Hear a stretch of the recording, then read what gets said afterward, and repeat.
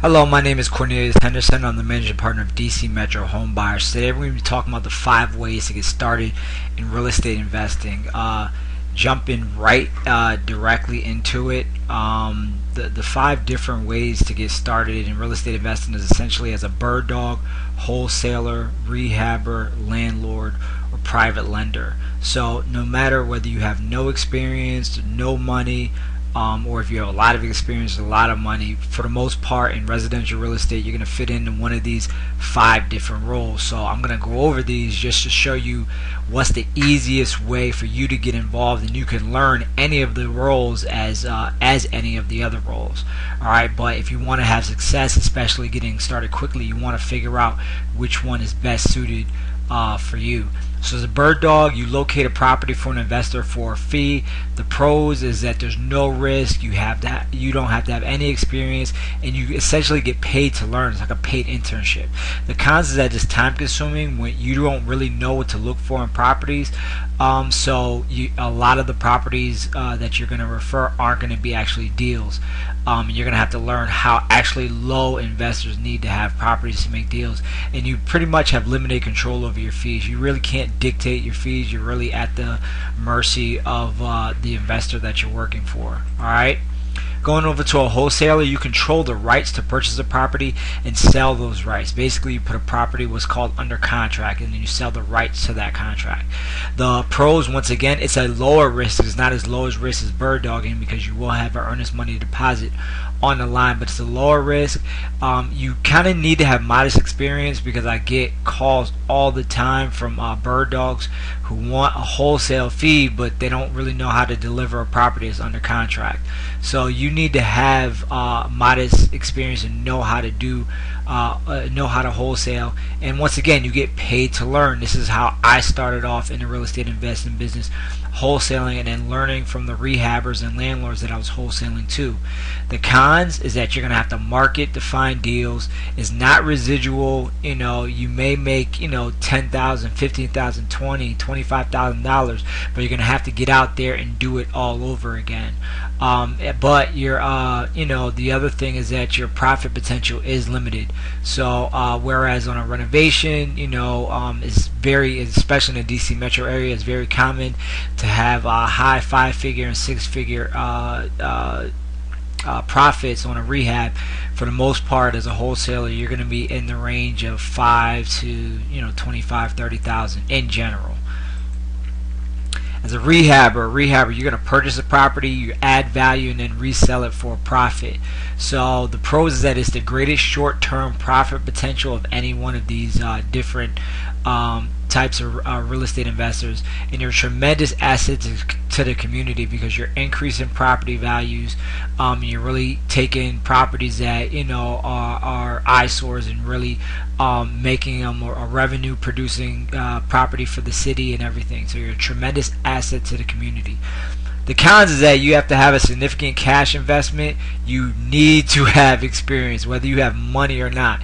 You should have experience because there's a lot that goes into rehabbing. And once again, it's not residual. Once you get that big payday, you have to do it again. So that is a con. Landlord. The landlord, you're purchasing a property and you're renting it to a tenant for a profit.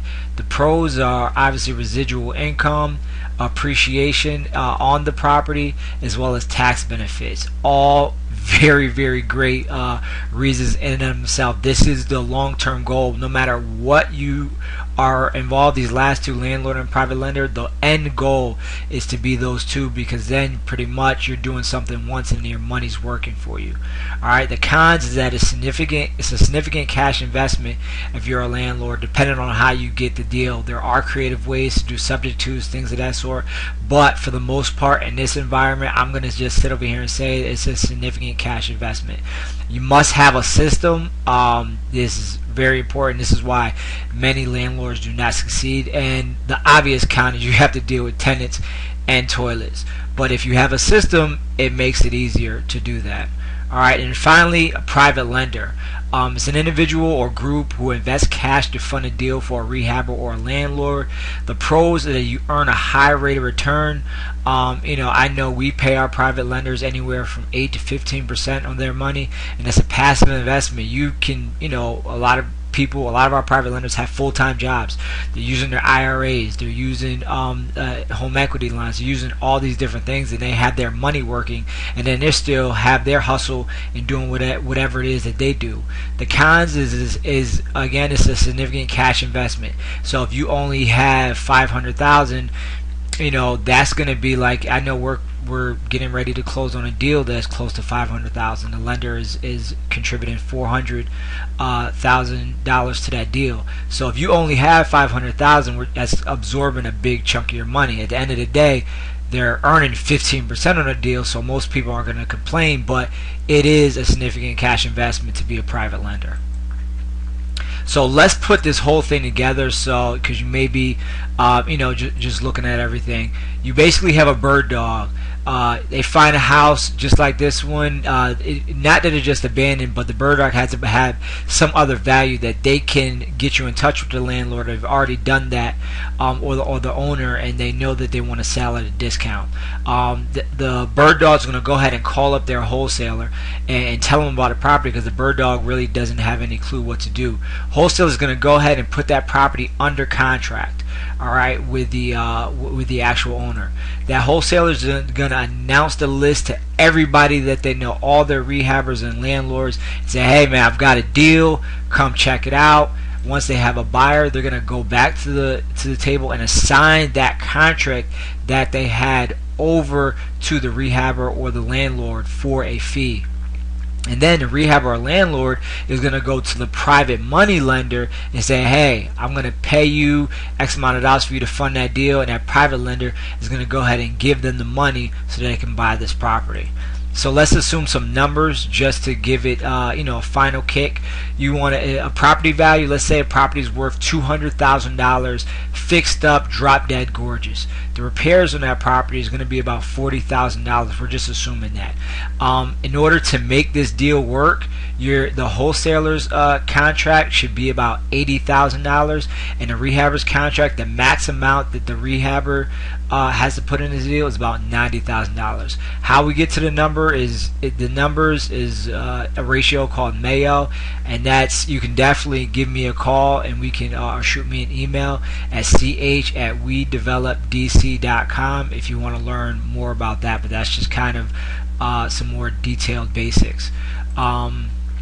So on that typical deal, the bird dog gets paid $1,000, and that's paid out of the wholesaler's profit. And this is for simply making a 5-minute phone call. All right, the wholesaler gets paid because the rehabber's contract is $90,000. The rehabber is going to buy that property for $90,000. The wholesaler agreed with the seller that they were going to pay $80,000. So the difference between what the wholesaler has the property under contract for and what the rehabber is willing to buy the property for is what the wholesaler gets paid. So that's $10,000. The wholesaler has to pay the bird dog who gave him the deal, so subtract that out. Now the wholesaler's profit is $9,000. This is for maybe 5 hours of work. This is a great hourly wage, let me tell you. The rehabber gets paid at the end of pretty much 6 months of work. So the property sold for $200,000. The rehabber bought the property for $90,000, put $40,000 in repairs into the property, paid his private money lender $9,750 in interest. Just estimating commissions and closing costs at about $20,000. The rehabber is going to profit $40,250 just in 6 months, and this doesn't count the fact that you have multiple deals going on and things of that sort. Alright, so the landlord in that situation, just to backtrack, the landlord would simply be holding on to the property. I'm just giving an example using the rehabber because it's really simple and easy. The private lender gets paid quite simply that $9,750 that we already talked about. And the most important thing to remember is that this is passive income. The money is doing all the work. So I know most savvy real estate investors have their IRAs working. They're lending on other investors' projects.